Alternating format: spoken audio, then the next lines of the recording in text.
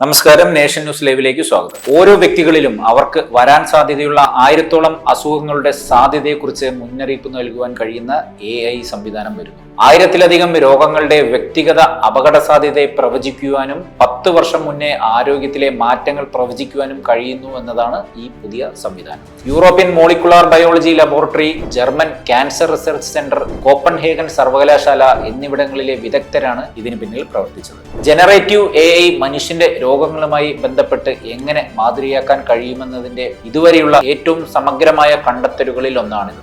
Nature ജേണലിൽ ഈ സംവിധാനത്തിന്റെ വിശദാംശങ്ങൾ പ്രസിദ്ധീകരിച്ചു.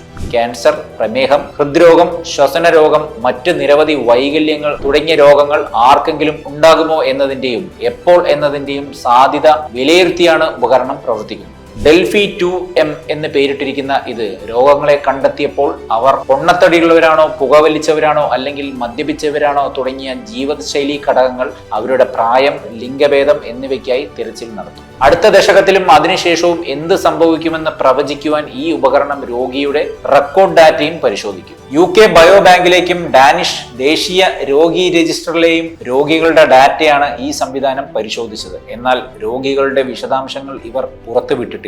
കാലാവസ്ഥാ നിരീക്ഷകർ മഴ പെയ്യുവാനുള്ള സാധ്യത പ്രവചിക്കുന്നത് പോലെ ആരോഗ്യ അപകട സാധ്യതകളും മുൻകൂട്ടി അറിയുവാൻ കഴിയുമെന്നാണ് വിദഗ്ധർ പറയുന്നത്.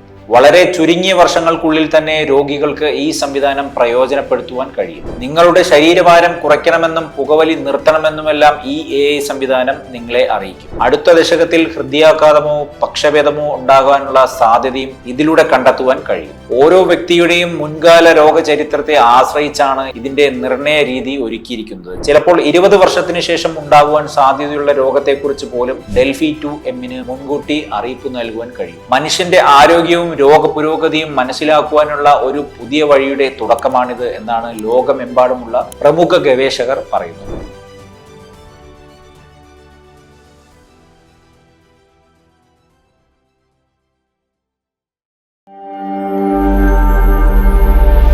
നാഷൻ ന്യൂസ് ലൈവ്, സത്യം, ചരിത്രം, വർത്തമാനം.